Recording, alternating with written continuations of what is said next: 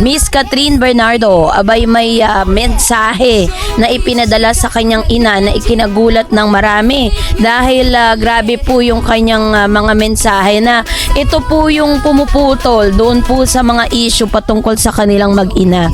But before that, if you haven't subscribed yet to my YouTube channel, please don't forget to like, share, and subscribe at i-hit mo na rin ang notification bell for more showbiz updates. Bago tayo of course magpatuloy sa ating updates for today's video, nais ko pong pasalamatan kayo for always watching and trusting this channel. Thank you so much sa inyong laging panonood at palagi ang pagsubaybay sa mga update po natin. Maraming salamat po.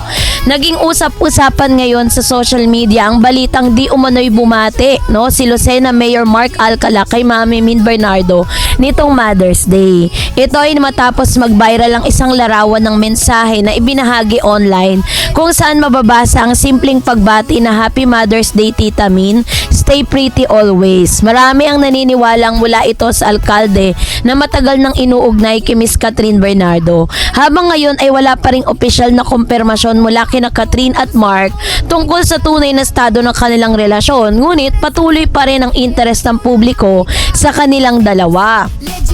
Ayon pa sa ulat ng Philippine News, maraming netizen ang nagsabing tila senyales ito ng maayos na samahan umano nila Mark Alcala at ng pamilya ni Catherine. Lumabas pa ang ilang komento online na nagsasabing hindi totoo ang mga chismis na kontra si Mama Min sa alkalde. May ilang netizen din na nagsabi na matagal nang may interaction online sina Mark at Mami Min gaya ng pag-like at pag-follow nito sa social media. Sa mga nakaraang buwan, sunod-sunod ang sightings sina Catherine at Mark sa iba't ibang lugar. Namataan umano silang magkasama sa Thailand, Bhutan noong Semana Santa at kailan lamang ay nakita rin silang magkasama sa isang Sunday market.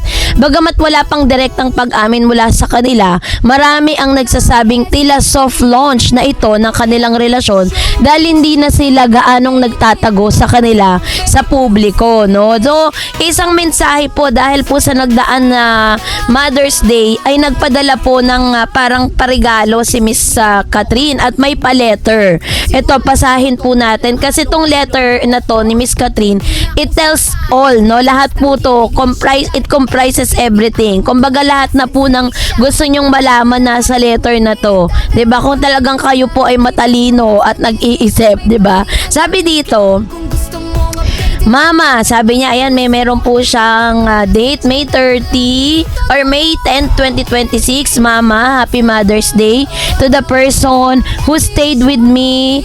Hindi ko mabasa.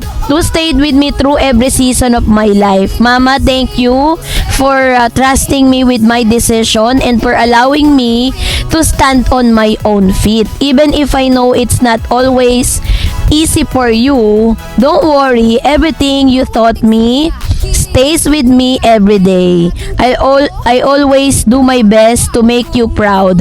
Love you, Mama. Love you always, Mama. Catherine Bernardo with signature. So, kung makikita natin at kung i-check natin tong kanya pong letter, yung letter po ni Miss Catherine Bernardo, ito po ay may confirmation dun po sa interview ni Mama Min dun po sa isang nag-interview sa kanya sa ABS-CBN nung in-interview siya. Na yun nga, parang may mga decision si Miss Catherine Bernardo na minsan dinidisagreehan ni Mama Min. Syempre nga naman, 'di ba, parang sabi niya, pinagawa mo yung malaking bahay tapos titira ka naman pala sa sarili mo, gagawa ka rin, magpo-put up ka rin pala ng sarili mo. Tapos ang laki-laki ng bahay na pinagawa niya para sa mama niya at saka sa kanyang pamilya, 'di ba? So, sabi po dito ni Miss Catherine na pinakita niya dito kung gaano po siya pinagkatiwalaan ng kanyang ina na talagang mag-manage ng kanyang sariling buhay. 'Di ba? If you remember, one of the interviews, sinabi ni Catherine, ni Mama Mi, na parang mula po nang nagkaroon na po ng parang legal age si Miss Catherine, si Catherine na rin po ang umahawak ng kanyang mga pera. 'Di ba? Yung kanyang mga kinikita, kung paano niya po 'yun palalaguin. Kumbaga, nandyan lang po yung mga magulang ni Catherine to support her and at the same time para po tulungan siya sa kung ano man yung mga business ventures na meron po si Catherine. And this letter tells all, no? Makikita natin dito na hindi totoo yung mga bali-balita na disagree si Mama Min, 'di ba? Na parang hindi okay yung relationship nila ni Miss Catherine, ganyan. Siguro po normal lang naman po sa mga mag-ina or sa bilang isang magulang at anak na nagkakaroon kayo ng discussion or disagreement sa mga bagay-bagay. Kasi 'di ba minsan tayong mga magulang gusto natin mas mapabuti yung kalagayan ng ating mga anak. Pero ang gusto po kasi nila freedom. Dahil katulad ng ginawa po ni Miss Catherine, talagang pinatunayan niya kay Mama Mi na kaya niya naman talaga to stand alone on her own. Kaya nga bumili siya ng sarili niyang condo sa BGC, 'di ba? Kung saan napapabalitang namamataan nga si Catherine at si Mayor na namamasyal during midnight, 'di ba? Na talagang masabi mong tell all everything you taught me, stay with me every day, and I'll do my best to make you proud. Yan, sabi ni Miss Catherine, gagawin niya daw po ang lahat para laging maging proud ang kanyang mama. So which means hindi siya gagawa ng mga bagay na alam niyang madidisappoint yung kanyang mami at mabibreak niya yung trust na ipinagkalob sa kanya ng kanyang ina. Kasi minsan 'di ba bilang nanay, kahit nasa right age na yung mga anak natin, hindi naman pwede na pakawalan mo lang sila ng basta-basta. Talagang magiging pakialamero tayo sa kanilang mga buhay.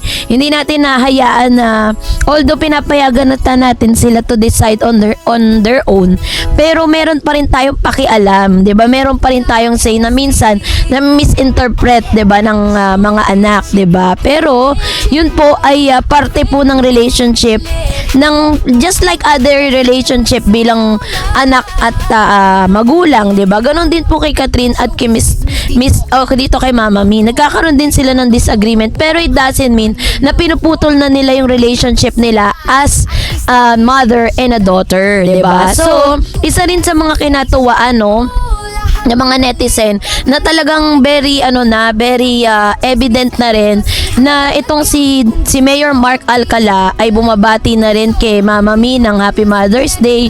Ganyan, 'di ba? Kumbaga parang hindi na po nila kailangang itago 'di ba? So, dahil dito muling nahati na naman ang opinion ng publiko. May mga fans na masaya para kay Catherine dahil nakikita nilang masaya at blooming muli ang aktres matapos ang kanilang naging hiwalayan noon kay Daniel. Para sa kanila, deserve ni Catherine na magmahal muli at magkaroon ng bagong inspirasyon sa buhay.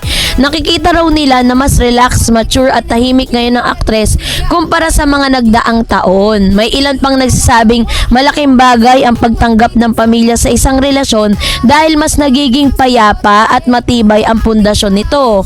Ngunit hindi rin naman nawala ang mga kritisismo, which is normal. Sa social media at Reddit, may mga netizen na nagpahayag ng kanilang pagkadismaya sa umano'y relasyon ni Catherine Bernardo at Mark Alcala dahil sa usaping politika at iba pang controversial na inuugnay sa alkalde. Ang iba ay nagsasabing may mga dating fans si Catherine na tila na dismaya sa mga balitang lumalabas tungkol sa kanyang personal na buhay. Gayunpaman, marami rin ang nagpapaalala na wala pa namang kumpirmasyon at hindi dapat agad husgahan ng aktres base lang sa mga chismis online. Sa kabila ng lahat ng intriga, kapansin-pansin na nananatiling tahimik si Catherine tungkol sa kanyang pribadong buhay. Hindi siya nagbibigay ng direktang sagot sa mga usaping umiikot tungkol sa kanila ni Mark Alcala. Para sa ilan, ito ay paraan niya upang protektahan ang kanyang peace of mind at maiwasan ang malaking kontrobersya. Kilala si Catherine bilang isa sa mga pinakarespetadong artista sa industriya, kaya bawat kilos niya ay talagang sinusubaybayan ng publiko. Hindi rin may kakailan na malaking usapin ngayon ang pagtanggap ng pamilya sa isang relasyon.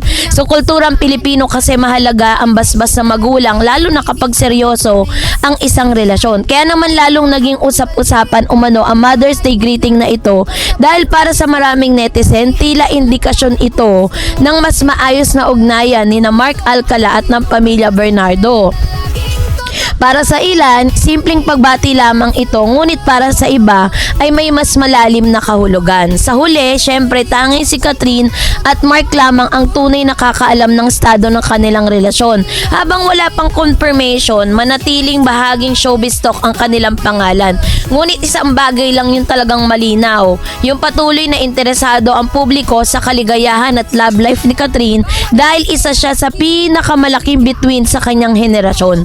At ano man ang katotohanan sa likod ng mga balita, marami pa rin ang umaasang magiging masaya at payapa ang puso ng aktres sa kanyang bagong yugto ng buhay. Kaya naman, let's have, kaya maging ano